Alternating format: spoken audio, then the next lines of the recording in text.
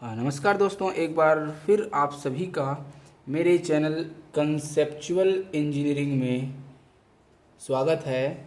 और आज का जो डिस्कसिंग वीडियो है, आज मैं जो वीडियो बना रहा हूँ जिस पर्टिकुलर टॉपिक पे, वो आपकी स्क्रीन के सामने है। और वो जो होगा, आज हम डिज़ाइन कैसे किया जाता है एक सॉकेट और स्पिगट कॉर्डर जॉइंट का, वो कौन कौन सी क्राइटेरिया होती है, कितने टाइप के लोड या फिर स्ट्रेसेस यहाँ पर एक्ट करती हैं, उनका रेजिस्टेंस या स्ट्रेंथ कितना होना चाहिए, ये सारा डिटेल आज मैं इस वीडियो के माध्यम से आप सबको बताने वाला हूँ। So please watch till end definitely you have no doubt regarding this. So I just continue and we will start with the diagram.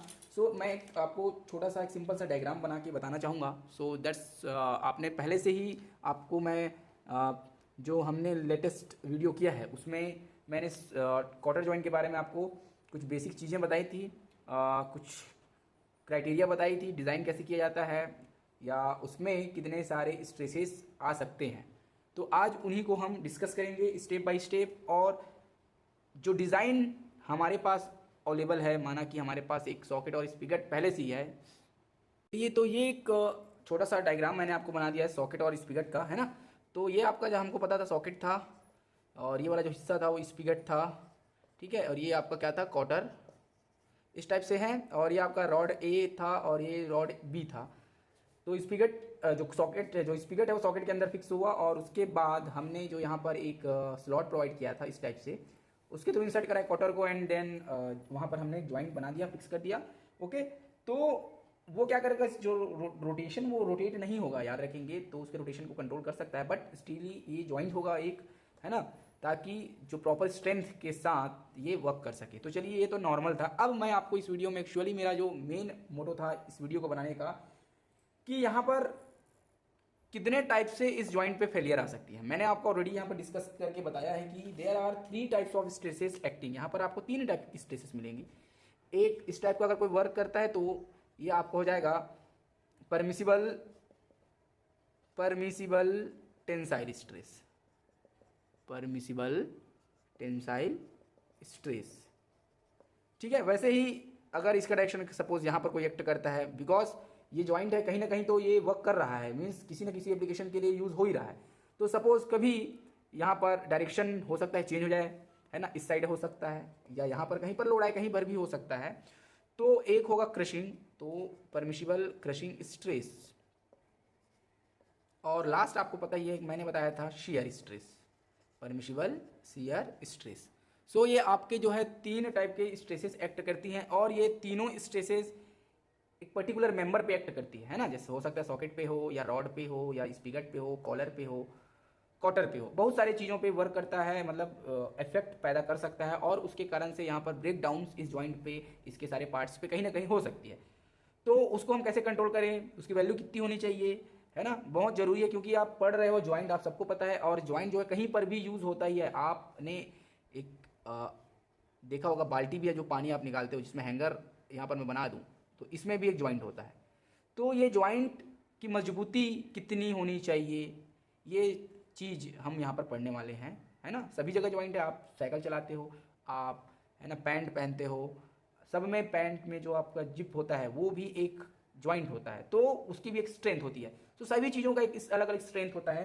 तो वही क्राइटेरिया, वही जो फेलियर मोड है वो यहाँ पर मैं आपको बताऊंगा। तो चलिए, सबसे पहले मैं लेट कर लेता हूँ, इसके कुछ कुछ टर्म्स मैंने यहाँ पर आपको बताए थे, है ना, उसी को हम आज फिर से देख लेते हैं। तो ये जो था, आपको सबको पता है, जो रॉड का डायमीटर था वो होगा डी। तो let D is equal to diameter of rod. Okay, ये यहाँ का भी डायमीटर है यहाँ पर, और यहाँ पर मैं डी मान लेता हूँ। ओके, उसके बाद ये जो पी आपको दिख रहा है, जो पी होगा load carried by rods, load carried by rods. Okay, उसके बाद D1। तो चलिए, जो होगा D1 उसको मैं इसको मान लेता हूँ, ये आपको इंटरनल पोर्शन यहाँ से यहाँ तक दिखाई दे रहा होगा, ये D1 है आपका, ये वाला सॉकेट जिसको मैं बोलता हूँ। तो क्या हो जाएगा D1, outside diameter of socket, outside diameter of socket. मैंने कल भी आपको पिछले वीडियो में मैंने आपको बताया था, है ना, तो आप उसको एक बार फिर से देख सकते हैं। तो चलिए, जो वो वीडियो नहीं देख पाए थे वो इस वीडियो से भी समझ सकते हैं। तो D1 ये हो चुका है आपका। D2 क्या हो जाएगा? अब इस पोर्शन को मैं मान लेता हूँ D2, ये वाला डायमीटर तो किसका? स्पिगट का है, तो डायमीटर ऑफ स्पिगट इसको हम बोल सकते हैं। चलिए ये हो गया। नेक्स्ट आपका जो D3 मान लेता हूँ, तो ये आपको यहाँ पर दिख रहा होगा, ये इसको बोलते हैं स्पिगट कॉलर, इस चीज़ को। तो D3 is equal to diameter of spigot collar, spigot collar. Okay. इसके बाद जो D4 होगा, ये सबसे बड़ा डायमीटर यहाँ पर आपका ये वाला। ओके, ये क्या कहलाएगा बताइए? इसको बोलते हैं सॉकेट कॉलर। तो outside diameter of socket collar या फिर diameter of socket collar. Okay, तो लिख देते हैं यहाँ पर diameter of dia of socket collar. चलिए ये हो गया। वैसे ही T मान लेते हैं thickness of cotter, small l मान लेते हैं लेंथ ऑफ कॉटर, और ये मैंने B माना था मीन विड्थ ऑफ कॉटर। चलिए ये पैरामीटर्स मैंने यहाँ पर आपको मार्क कर दी है। अब उसके बाद और क्या क्या चीज़ बाकी है, चलिए उसके बाद देख लेंगे कि कुछ डिस्टेंस था सर्टेन। सपोज यहाँ से देखिए, ये स्लॉट हो गया, इस स्लॉट से ये रॉड का एंड, इसको हम मानेंगे A। वैसे ही ये देखिए, इस स्लॉट से इसकी डिस्टेंस होगी C, इस स्पिगट कॉलर का जो थिकनेस होगा वो होगा C। यहाँ पर देखिए ये वाला जो एरिया होगा, है ना, छोटा जो इस क्या था, स्पिगट कॉलर था, तो इसका थिकनेस मानूंगा T1। ठीक है।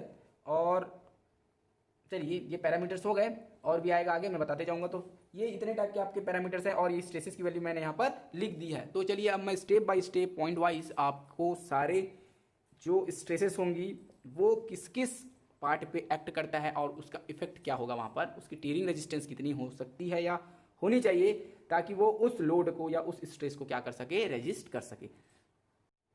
सो स्टार्ट करते हैं मोड्स ऑफ फेलियर।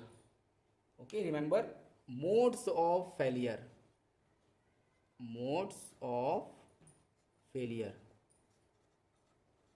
चलिए मोड्स ऑफ फेलियर देख लेंगे, कौन कौन सा या कहाँ कहाँ पर फेल हो सकता है, कितने तरीकों से। तो चलिए सबसे जो नंबर 1 होगा वो होगा tension failure of rod, tension failure of rod.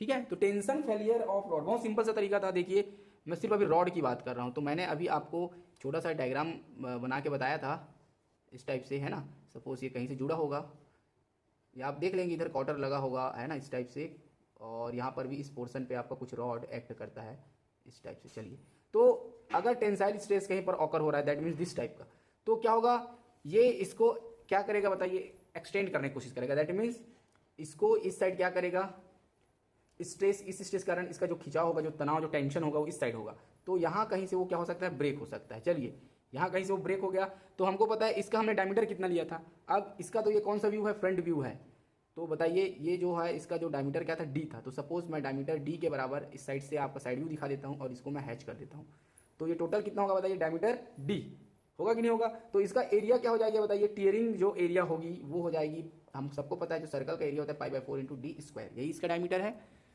तो ये तो हो गया इसका एरिया। वैसे ही हमको पता है जो स्ट्रेस की वैल्यू होती है, स्ट्रेस इज इक्वल टू होता है लोड अपॉन एरिया, आप इसको बोल सकते हैं। तो मुझे स्ट्रेस हम सबको पता है, या हमको अगर चेक भी करनी है तो इनके बीच में अगर रिलेशन क्रिएट करना है तो क्या हो सकता है कि इस जो वैल्यू जो P है, जो जितना टेंसाइल स्ट्रेस यहाँ पर दे रहा है, तो ये जो रॉड है उसकी वैल्यू को एक परमिसिबल वैल्यू तक ही रजिस्ट कर पाएगा। तो वो वैल्यू जो रेजिस्टेंस होगी वो कितनी होगी, तो यही होगा टीयरिंग रेजिस्टेंस। यहाँ पर हम बोल सकते हैं, कह सकते हैं टीयरिंग रेजिस्टेंस की जो वैल्यू होगी, P मान लेता हूँ, इस P के बराबर, इस P के बराबर होगी, तभी उससे इसके इक्वल टू या इसके क्या होगी, कम होनी चाहिए, है ना, नहीं तो फिर क्या हो जाएगा, ब्रेक डाउन हो जाएगा। तो ये हो जाएगा टोटल लोड अपॉन एरिया होता है, तो मुझे चाहिए स्ट्रेंथ, तो हो जाएगा स्ट्रेस इंटू एरिया। तो एरिया कितना निकाला हूं मैंने, π/4 × D²। अब स्ट्रेस कौन सा स्ट्रेस मैंने यहाँ पर लिखा है, टेंशन, मतलब टेंसाइल स्ट्रेस, तो आप इसमें सिग्मा T मल्टीप्लाई करा देंगे, तो कितना हो गया बताइए, π/4 D² × सिग्मा T।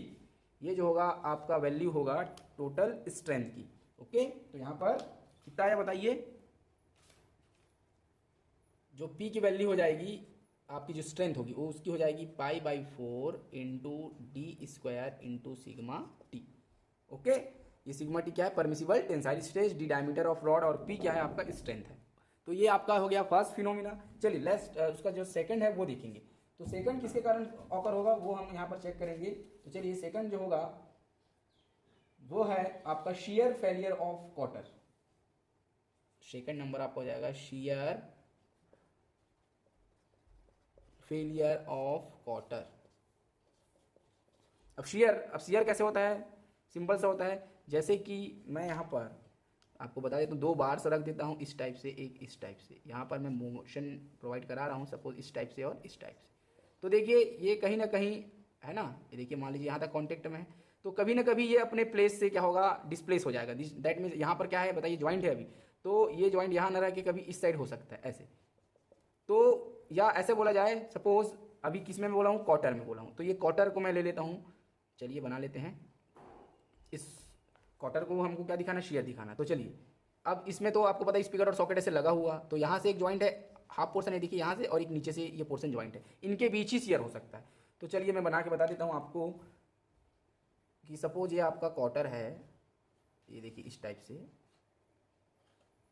मेन, और मान लो ये यहाँ से डिस्प्लेस हो जाता है, बिकॉज यहाँ पर क्या है बताइए? स्पीकर और सॉकेट लगा हुआ है। तो मान लीजिए ये यहाँ से डिस्प्लेस होके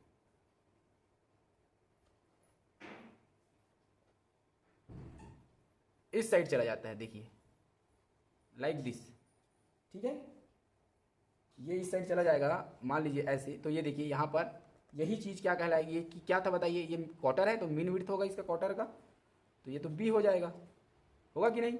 तो ये देखिए अपनी जगह से क्या हुआ? डिस्प्लेस हुआ है। किसके कारण हुआ? शेयर के कारण, बिकॉज ये ऐसे एक्ट करता है। तो एक शेयर ऊपर होगा, एक शेयर नीचे, तो यहाँ पर डबल शेयर वर्क कर रहा है। तो शेयरिंग एरिया क्या हो जाएगी यहाँ के लिए बताइए? शेयरिंग एरिया जो होगा वो हो जाएगा, अब सिंपल सा है, मल्टीप्लाई आपको कराना है। ये हो जाएगा विड्थ और क्वार्टर का थिकनेस, तो विड्थ इंटू थिकनेस आपको मल्टीप्लाई करानी पड़ेगी, ठीक है? क्योंकि इसको अगर मैं निकाल के बताऊं आपके लिए बाहर, तो क्या बनेगा बताओ? इस टाइप से आपको एक एरिया दिखेगा, और यहाँ पर आप उसका क्या होगा? सेक्शन होगा, है ना? तो ये आपका जो होगा, ये आपका क्या है? थिकनेस है, और ये आपका क्या है? विड्थ है। तो इन दोनों को मल्टीप्लाई कराऊंगा तो एरिया बन गया। तो ये तो सिंगल शेयर के लिए है। अब मेरे को दो साइड चाहिए, देखिए इधर भी हुआ, एक नीचे पोर्शन भी हुआ, तो इसलिए इंटू 2 मल्टीप्लाई करा दूंगा। तो जो टोटल स्ट्रेंथ हो जाएगी क्या हो जाएगी बताइए? Total strength of this joint या यहाँ का, तो ये हो जाएगा पी के बराबर। यहाँ पर अब शेयर है तो शेयर दैट मीन्स टाउ, यहाँ पर मैं मल्टीप्लाई कराऊंगा इसके साथ, तो 2 into B into T into tau, ये आपका हो जाएगा क्या? शेयर जो स्ट्रेंथ होगी क्वार्टर की, कहाँ? शेयर के लिए, वो इतनी होनी चाहिए। चलिए हम लोग क्या क्या फाइंड कर सकते हैं ये मैं बताना भूल रहा हूँ। सबसे पहले इस इक्वेशन से आप डायमीटर ऑफ डी फाइंड करेंगे, ओके? और यहाँ से आपको क्या मिलेगा? इस जगह से आपको बी की वैल्यू जो मीन विड्थ होगी, है ना, वो यहाँ से आपको मिल सकती है, यहाँ से मिल जाएगी आपको। चलिए ओके, नेक्स्ट अब जो तीसरा है वो हम चलते हैं failure of spigot in tension. So next जो है आपका वो है failure of spigot in tension across the slot. आपको पता है स्पिगट मैंने किधर डिजाइन किया था बताओ? इस साइड था आपका स्पीकर, तो रफली इसको मैं डिजाइन कर देता हूँ। चलिए सपोज एक व्यू आपको मैं दिखाने की कोशिश कर रहा हूँ। चलिए ये आपका एक व्यू है, ये यहाँ से इस टाइप से, है ना? यहाँ पर मैं स्लॉट प्रोवाइड करा देता हूँ ज्वाइंट के लिए लाइक दिस, और ये जो है आपका यहाँ से, है ना, इस टाइप से शेप में है। अब क्या होगा? ये आपका ऐसे जुड़ा था, आपने पता है, आपको देखे होंगे इस टाइप से, और इसके बीच में क्या था बताइए? लगा हुआ था ये। तो अब मुझे क्या करना है? टेंशन फेलियर है, मीन्स ये खिंचाव आ रहा है यहाँ पर स्पिगट एंड पे, इस एंड पे। तो ये इसके कारण क्या होगा बताइए? ये दो जगह से प्रोवाइड है, एक यहाँ पर एक यहाँ पर, तो कैसे बनेगा ये? टोटल जो इसका डायमीटर है, अब मैं किसकी बात कर रहा हूँ बताइए? स्पिगट की। तो यहाँ पर डायमीटर क्या था? D2 था कि नहीं था? तो इस D2 को हमको वो करना पड़ेगा, यहाँ पर लेना पड़ेगा, और इसका मैं टोटल एक साइड व्यू ड्रॉ कर देता हूँ सबसे पहले। तो साइड व्यू किस टाइप से बनेगा डायमीटर D2 के साथ बताइए? इस टाइप का, ठीक है? अब ये तो हो गया, बट अक्रॉस दी स्लॉट लिखा हूं तो इस स्लॉट का जो थिकनेस किसके बराबर था बताइए, जो क्वार्टर का थिकनेस होगा उसके बराबर। तो इसका मैं सबसे पहले सेंटर लाइन बना देता हूं आपके लिए इस टाइप से। अब बताइए टोटल इसी में तो लगा हुआ है इस टाइप से, यहाँ पर ये देखिए, यहाँ पर और यहाँ पर इस लंबी लाइन के साथ। तो एक सर्कुलर सेक्शन के अंदर आपका स्मॉल जो थिकनेस होगा इस टाइप से, ये देखिए ये पोर्शन, तो ये आपका टी और ये टोटल इसका डायमीटर हो जाएगा D2। अब इसको मुझे एरिया निकालनी है यहाँ की, चलिए बताइए यहाँ का एरिया मैं कैसे निकाल सकता हूँ। तो एरिया हो जाएगा यहाँ पर जो टीयरिंग एरिया वो हो जाएगा, सबसे पहले एरिया होगा इस सर्कल का तो हो जाएगा π/4 इंटू D2 का स्क्वायर, π/4 इंटू D2 का स्क्वायर।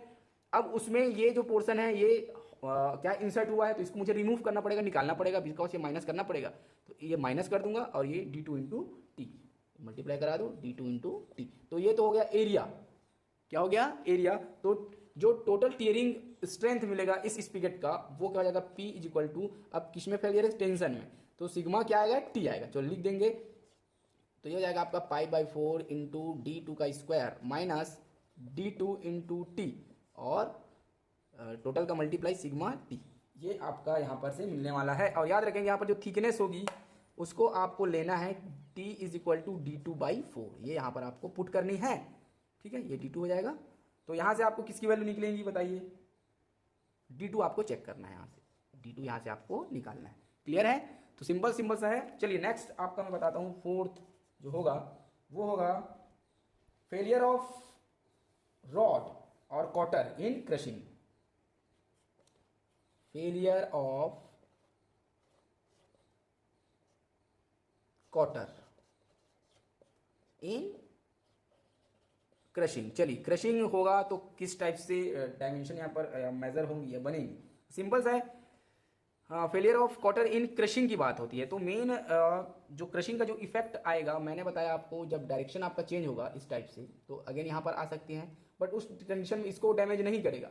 ये टोटल जो सॉकेट होगा या फिर स्पिगट होता है उसको वो डैमेज करता है। तो इसलिए यहाँ पर failure of cotter in crushing में आपको डायमेंशन यही रहेगा, याद रखेंगे, तो एरिया भी आपका यही हो जाएगा। तो टोटल जो एरिया होगा D2 into T, okay, total area क्या हो जाएगा D2 इंटू टी। तो टोटल स्ट्रेंथ कितना होगा बताइए फिर से आप, अब आपको फिर से क्रशिंग निकालना है तो P इज इक्वल टू हो जाएगा D2 into T into sigma C, sigma C याद रखेंगे, इसमें से हो जाएगा सिग्मा सी। तो ये जो है आपका failure of cotter in crushing का हो गया है, ठीक है। ये एरिया देखिए मैं क्या बता रहा हूँ, कॉटर है, जरूर कॉटर किस पोर्शन पे काम करता है, यहाँ पर काम करता है। तो यहाँ पर अभी जो मेन क्रशिंग जो डिपेंड होगा जिस पार्ट पे काम करेगा वो हो जाएगा आपका स्पिगट वाला और उसका डायमीटर है D2, तो ये हो जाएगा टोटल और उसका स्ट्रेंथ हो जाएगा ये, ओके। चलिए नेक्स्ट देखते हैं। नेक्स्ट जो होगा आपका tension failure of socket, tension failure of socket across the slot, across the slot. अब टेंशन फेलियर देखेंगे सॉकेट का तो बहुत ही सिंपल है, ठीक है। सॉकेट मैंने आपको बताया था इस पोर्शन पे था और जिसको हमने माना था D1, ठीक है, और स्लॉट है वो भी पता, उसका थिकनेस था, ये भी हम सबको पता है, T माने थे उसका थिकनेस जो होता था जो क्वार्टर है उसका। और जो D2 है वो आपका किसका था बताइए, स्पिगट का था। तो इन्हीं दोनों के बीच में ये रिलेशन आएगा आपका, सॉकेट और स्पिगट का जो था वो इन्हीं के बीच में। तो किस टाइप से होगा चलिए हम देखेंगे। स्लॉट जो रॉड है उसको, जो क्वार्टर उसको हम निकाल देते हैं, तो जो डायग्राम है वो कैसे दिखेगा अभी चलिए देखते हैं उसके लिए। तो सपोज ये आपका है ना, इस जो लेफ्ट हैंड साइड का एंड है ना, याद रखेंगे ये इस टाइप से ज्वाइंट होगा, कोई दिक्कत नहीं है ना, यहाँ पर से बना हुआ है आपका शेप। और यहाँ पर ये जाएगा इस साइड, यहाँ पर आपको पता है स्लॉट्स बनी थी तो एक नीचे साइड भी प्रोवाइड होगा इंसर्ट कराने के लिए ये। तो ये देखिए अब जब इसको हम स्लॉट बना है और सॉकेट और स्पिगट की बात कर रहे हैं तो दोनों एंड क्या होगा, कटेगा इस टाइप से। देखिए एक जो हिस्सा होगा इस टाइप से जाएगा और एक दूसरा सिरा जो जाएगा इस साइड से, ये देखिए। तो ये जो होगा बड़ा वाला डायमीटर होगा वो हो जाएगा आपका D1 और जो छोटा वाला होगा वो हो जाएगा आपका D2। तो दोनों के बीच में रिलेशन है ना। तो चलिए इस पोर्शन को मैं क्या कर देता हूँ, यहाँ पर बना देता हूँ। तो कैसे दिखेगा, एक और ये छोटा के लिए है ना। तो यहाँ पर इसको आपको लेफ्ट करना है बिकॉज मैंने क्या बोला, सॉकेट को क्वार्टर को आपको निकालना है। तो ये बचेगा ये वाला पोर्शन, ये इस टाइप से। तो ये आपका D था, ये आपका बताया था D1 और अंदर वाला हो जाएगा D2। तो टोटल जो एरिया होगा यहाँ पर का क्या हो जाएगा बताइए। सबसे पहले दोनों सर्कल के लिए तो एरिया हो जाएगा वहाँ पर सबसे पहला π/4 D1 स्क्वायर माइनस D2 का स्क्वायर। ये तो सर्कल के लिए हो गया। अब उसमें से थिकनेस को भी रिड्यूस करनी है तो माइनस करेंगे और क्या लिखेंगे D1 minus D2 into T. ये हो जाएगा आपका टोटल एरिया। ठीक है, ये इसका रहेगा और माइनस इसका। तो टोटल स्ट्रेंथ हो जाएगा अब आपका क्या हो जाएगा बताइए π/4 D1 का स्क्वायर माइनस D2 का square minus D1 minus D2 into T. T C के साथ मल्टीप्लाई बस होगा और पूरे का मल्टीप्लीकेशन में जाएगा। कौन सा स्ट्रेस है टेंशन, तो सिग्मा सी। ये हो जाएगा आपका टेंशन फेलियर ऑफ सॉकेट। बहुत ही सिंपल है और करेंट डेज में आपको डिज़ाइन डाटा बुक भी मिले जाएंगी, है ना। याद रखेंगे तो आपको ज़्यादा याद करने की ज़रूरत नहीं है फॉर्मूला को। अगर आप थ्योरी एग्जाम तो अगर आप कोई यूनिवर्सिटी की एग्ज़ाम दिला रहे हैं तो आपको डाटा बुक मिल जाएगा, प्रोवाइड किया जाएगा। ठीक है, तो वहाँ से ज़्यादा याद करने की ज़रूरत नहीं है। बट आपको एक्चुअल में हो क्या रहा है ना, ये चीज़ को दिखाने के लिए मैं ये सारी चीज़ें यूज़ कर रहा हूँ। और लास्ट में एक वीडियो भी आपको मैं शेयर कर दूंगा, छोटा सा एनिमेशन वीडियो, जिससे आपको ज्वाइंट जो है पता चल जाए कि एक्चुअल में फेलियर किस तरीके से होता है। ठीक है, तो ये हो जाएगा यहाँ से सिग्मा सी नहीं होगा, सिग्मा हो जाएगा टी। ठीक है, सिग्मा टी। चलिए उसके बाद आपका जो नेक्स्ट होगा वो हो जाएगा crushing failure of socket Kolar. Crushing failure of socket Kolar. ठीक है, तो देखिए सॉकेट कोलार बोला है। सॉकेट कोलार तो आपको याद होगा कि जब मैंने लेट आपको डायमीटर बहुत सारा मार्क कराया था, तो जो सॉकेट कोलार था लास्ट वाला उसको मैंने माना था D4। याद रखें D4 था सॉकेट कोलार का। और D4 तो हो गया। कॉलर बोल रहा है सॉकेट कोलार, तो मतलब इसमें क्या आएगा आपका स्पिगट का जो था वो भी पोर्शन आने वाला है क्रशिंग के कारण। ठीक है, तो देखिए कैसे बनेगा वो सेम जो मैंने डायग्राम बनाया है वो अब बनेगा आपका डायमीटर ऑफ D4 और डायमीटर और D2 के बीच में। ये D2 हो जाएगा, ये हो जाएगा आपका D4। अब क्रशिंग है दैट मीन्स इस टाइप का कहीं पर रेजिस्टेंस होगा उसके कारण। तो ये जो होगा फाइनली ये पोर्शन और ये पोर्शन आपका ब्लैंक हो जाएगा। यहाँ पर यहीं पर आपका क्या आएगा कटिंग मिलेगा आपको। ठीक है, दोनों जगह पे। तो इसको चलिए एरिया निकालता हूँ मैं।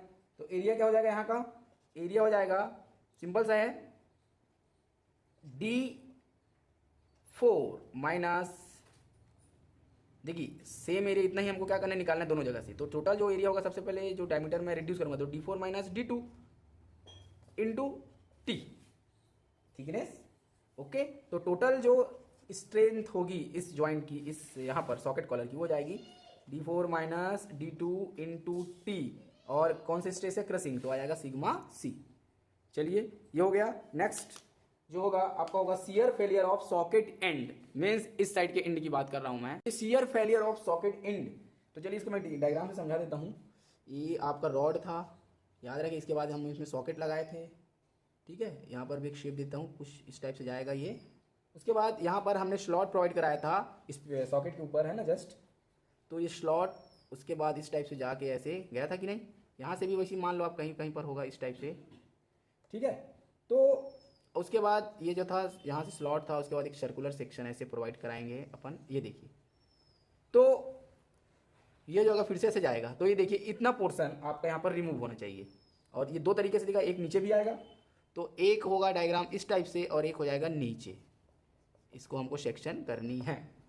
तो बताइए कौन कौन सा डायग्राम के बीच बन रहा है। मैंने बोला इस सॉकेट का फिर से सॉकेट एंड पे आया है।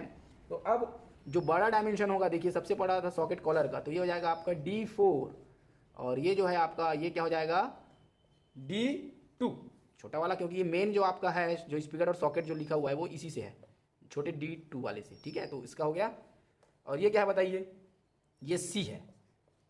कौन सा बताइए, याद आ रहा है आपको चीज़ें? बहुत ही सिंपल है। ये आपका जो C था, मैंने डिस्टेंस बताया था इस साइड से, जब मैंने क्वार्टर जो आपका बता दिया था यहाँ पर, तो यहाँ पर मैंने थिकनेस प्रोवाइड कराया था। और ये ऐसे जाके है ना, ये लास्ट ये आपका स्पिगट कॉलर था और यहाँ से आपका रॉड ऐसे निकला हुआ था, है ना, ये इस टाइप से। तो ये जो डिस्टेंस था यहाँ तक, ये देखिए ये मैंने आपको मार्क किया था C।